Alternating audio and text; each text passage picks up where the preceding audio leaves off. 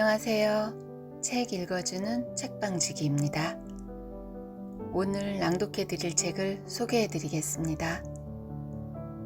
제목 이건희 담대한 명언, 지은이 김옥님, 출판사 미래의 서재입니다.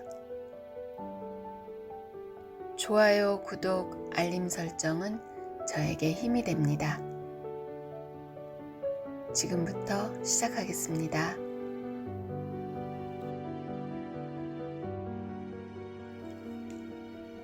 오늘날의 삼성을 말할 때 이건희 회장을 떼어놓고 말할 수는 없다.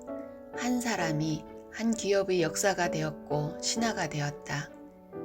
이건희 회장의 진가는 삼성의 역사를 써내려 갔다는 데 그치지 않고 지금도 그리고 앞으로도 써내려 갈 수 있는 역사의 토대를 구축했다는 데 있다. 그는 미래를 볼 줄 알았고 사람을 볼 줄 알았다. 거기에서 비롯된 통찰력으로 오늘날 위기의 승부사이자 불세출의 경영인으로 기억되는 것이다. 대한민국을 넘어 세계인에게도 익숙한 브랜드 삼성의 신화를 쏘아 올리기까지 그가 새겼던 문장들, 그가 경영진들에게 숙제처럼 내던졌던 명언들은 경영인들이 새겨야 할 마음가짐뿐만 아니라 우리 모두에게 적용되는 삶의 자세이다.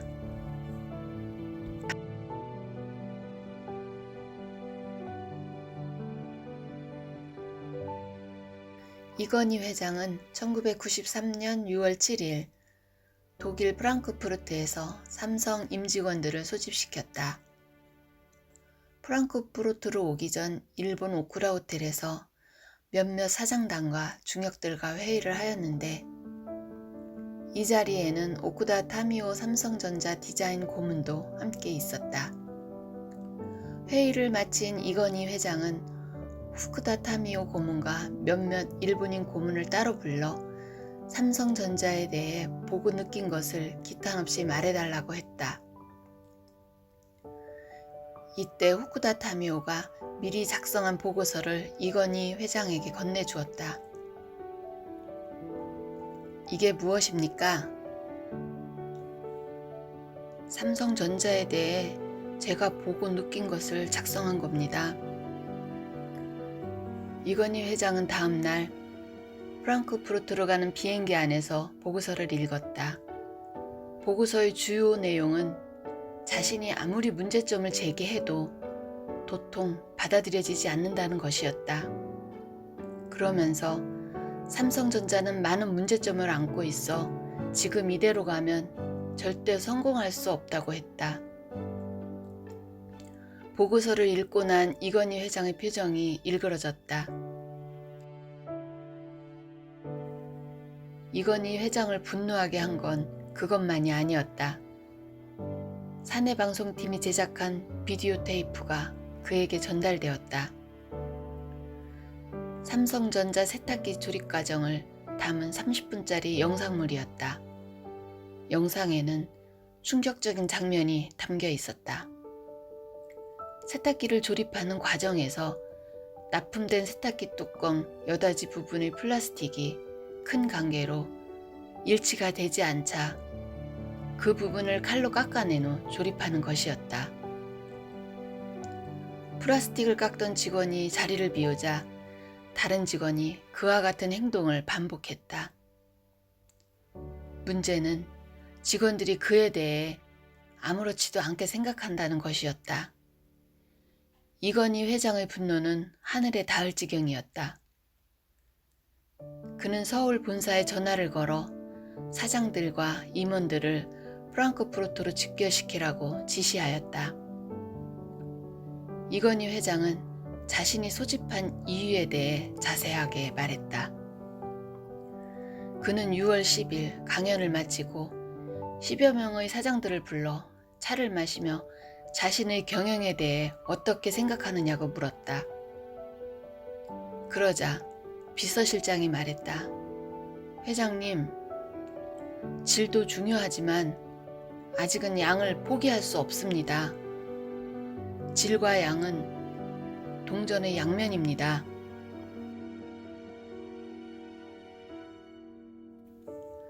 순간 이건희 회장은 들고 있던 티스푼을 테이블 위에 집어던졌다. 그리고는 자리에서 벌떡 일어나 문을 박차고 나갔다.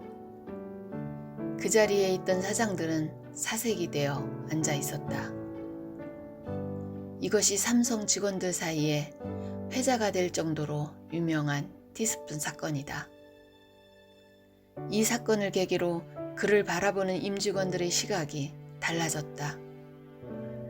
지금처럼 대했다가는 자신들의 일신상에 무슨 일이 있을지도 모른다는 강한 위기감이 들었던 것이다. 이건희 회장은 삼성을 중병에 걸린 환자로 판단했고 모든 것을 다 바꿔서라도 새로운 삼성으로 거듭나길 임원들에게 주문했다. 그리고 지금부터는 자신이 직접 챙기겠다고 선언했고 보란듯이 행동으로 옮기기 시작했다. 그러자 임직원들의 마음 자세가 달라지기 시작했다. 그 후 삼성은 놀라운 변화를 일으키게 된 것이다.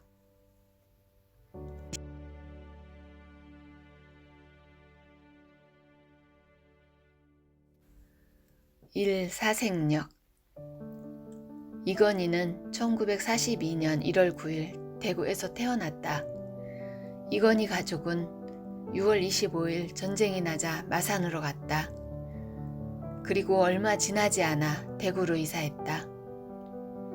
대구에서 초등학교를 다녔지만 또다시 부모를 따라 부산으로 갔다. 그야말로 전학의 연속이었다. 그로 인해 제대로 공부를 하지 못했을 뿐만 아니라 또래의 친구들과도 어울리지 못했다. 아버지 이병철은 이건희가 초등학교 5학년 때 일본 도쿄로 유학을 보냈다. 선진국의 문화를 보고 배우라는 의미에서였다. 일본에는 맹이, 창이 두 형이 있었지만 나이 차가 많이 나 형들은 함께 놀아주지 않았다. 말도 안 통하다 보니 일본 아이들과도 어울리지 못했다. 이건희는 초등학교를 졸업하고 중학교에 입학하였다. 중학교 1학년을 마치고 귀국해서 다시 중학교에 진학하였다. 하지만 학교에 적응하는데 힘들어했다. 그러다 보니 언제나 외로운 건 마찬가지였다.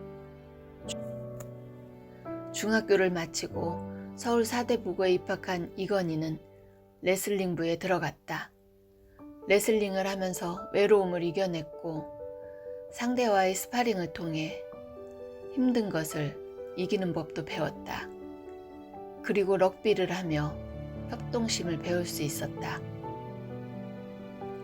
고등학교를 마치고 연세대학교에 입학한 이건희는 아버지에 의해 또다시 일본으로 유학을 가 와세다 대학교에 입학해 경영학을 공부하였다.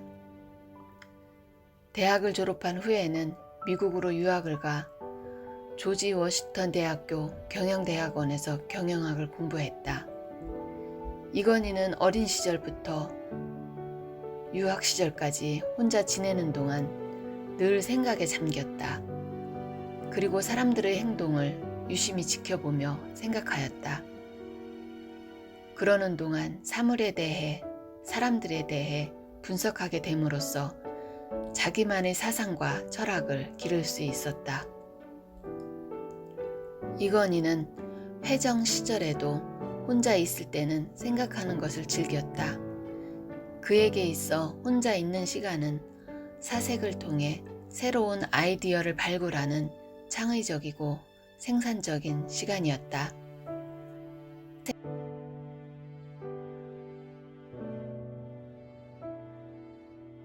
호암에 대해 배우다. 1955년 어느 겨울날 이병철은 어린 이건희에게 물었다. 건희야, 너 호암이라는 말이 무슨 뜻인 줄 아느냐? 어린 이건희는 어안이 벙벙할 뿐이었다. 아버지는 그런 아들을 바라보며 넌지시 웃으며 말했다. 호수처럼 맑은 물을 잔잔하게 가득 채우고 큰 바위 마냥 흔들리지 않는 준엄한 사람이 되자라는 뜻이란다. 이병철은 어떤 일이 있어도 절대로 흔들리지 말라는 뜻이라며 호함이 바로 자신의 호라고 일러주었다. 어린 이건희는 아버지가 왜 그런 말을 했는지 알 수 없었지만 성장하면서 확실히 알게 되었다.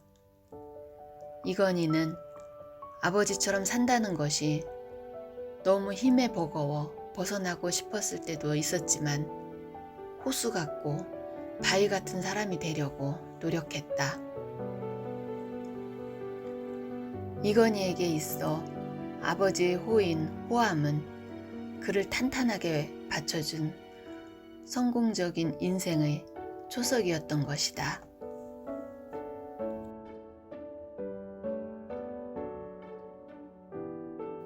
매기론. 이건희는 언젠가 아버지로부터 흥미로운 이야기를 들었다. 이른바 매기론이다. 이병철은 20대에 농사를 지었는데 그때 논에는 미꾸라지를 키웠다. 그래서 한쪽에는 미꾸라지만 넣어 키우고 다른 한쪽엔 미꾸라지와 메기를 함께 키웠다. 시간이 흐르고 가을이 되어 미꾸라지들만 키운 곳에 가보니 미꾸라지들이 별로 살이 오르지 않았는데 메기를 함께 넣은 곳에 있는 미꾸라지들은 살이 통통하게 올라 있었다. 메기에게 잡히지 않으려고 도망 다니느라 더 많이 먹고 튼튼해져 통통해졌다는 걸 알게 되었다는 것이다.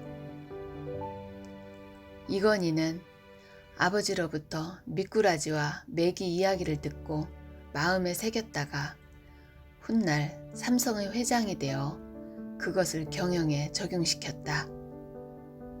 즉, 좋은 경영자는 직원들이 일을 잘할 수 있도록 격려하고 독려할 줄 알아야 한다는 것이다. 이건희는 좋은 경영자는 때론 매기가 되어야 함을 임직원들에게 늘 강조하였다. 이른바 매기론은 오늘날의 삼성이 세계적인 기업이 되는데 크게 작용하였다.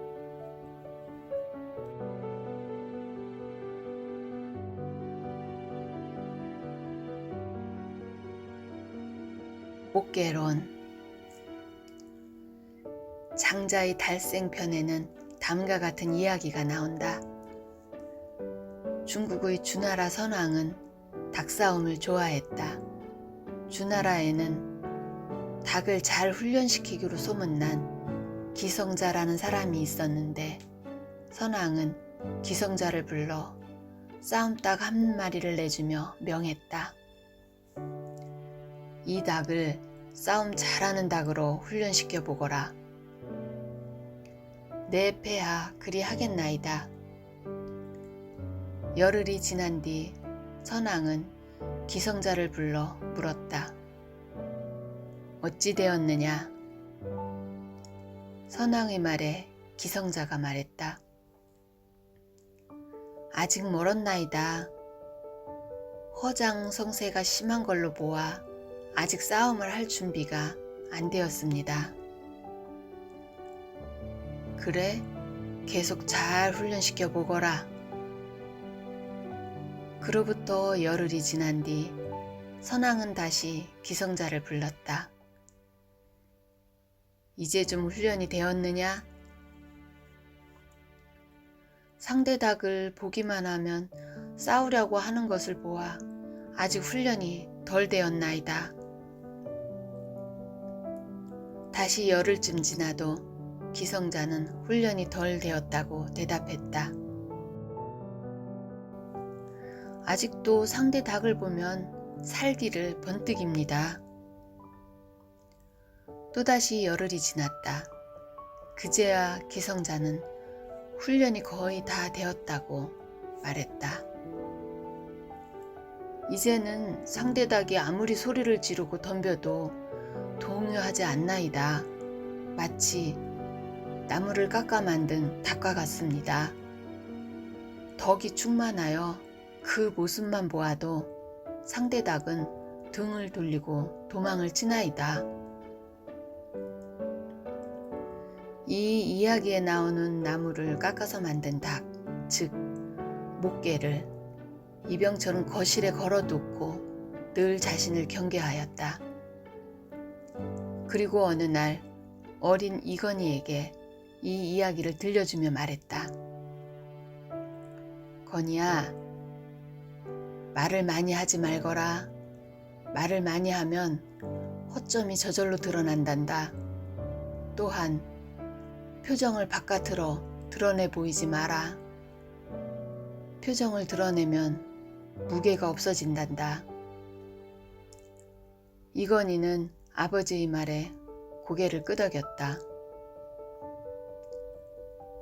그로부터 오랜 세월이 지나 이건희가 삼성그룹 후계자로 내정되었을 때였다. 이건희가 지켜보는 가운데 이병철은 붓으로 글씨를 썼다. 경청이란 글씨였다. 남의 이야기를 귀담아 잘 들으라는 말이다.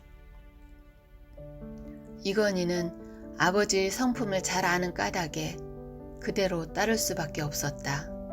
이건희는 아버지의 뜻을 잘 받들어 차분히 경영 수업을 쌓으며 1987년 삼성그룹 회장으로 취임하였다.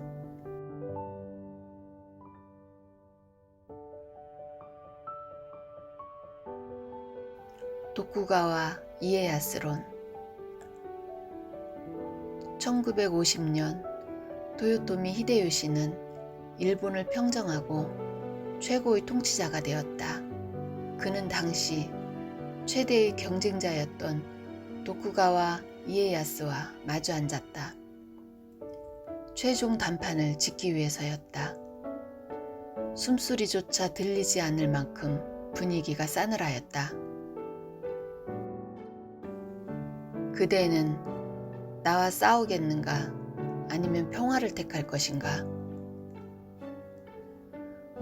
도요토미 히데요시의 말에 도쿠가와 이에야스는 머리를 숙여 이해를 다했다. 굴복을 뜻하는 것이었다. 도요토미 히데요시는 만면에 웃음을 지었고 도쿠가와 이에야스는 훗날을 기억할 것을 속으로 다짐하며 조용히 물러나왔다. 지금 싸워봤자 자신에게 불리할 게 뻔하기 때문이었다.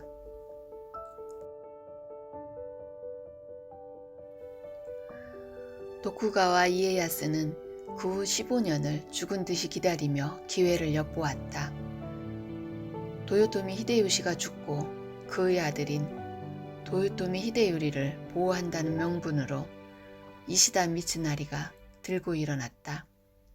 이에 도쿠가와 이에야스는 역적을 토벌한다는 명분으로 맞섰다.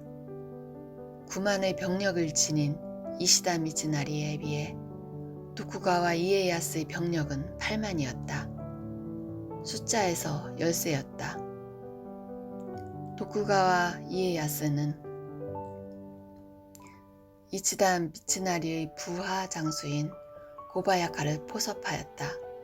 고바야카는 도쿠가와 이에야스가 절대로 배신할 사람이 아니라는 판단하에 그를 도와서 이시다 미츠나리와 싸웠다. 결과는 도쿠가와 이에야스의 승리였다. 그로 인해 도쿠가와 이에야스는 1603년 에도에 막부를 세우고 일본 최고의 통치자가 되었다. 도쿠가와 이에야스는 볼모로 13년, 오다 노부나가 아래서 20년, 도요토미 히데요시 아래서 15년 등 48년 동안 갖은 굴욕을 참으며 인내한 끝에 마침내 일본을 평정하고 자신의 뜻을 이뤄냈던 것이다. 한 인간으로 볼 때 참으로 대단한 인내가 아닐 수 없다. 이건희는 도쿠가와 이에야스를 통해 참고 견디는 인내심을 터득했다. 인내심은 최고의 경영자가 갖추어야 할 필수 마인드이다. 이건희는 수많은 고비 때마다 이를 잘 적용시킨 끝에 삼성을 초인류 기업으로 성장시켰던 것이다.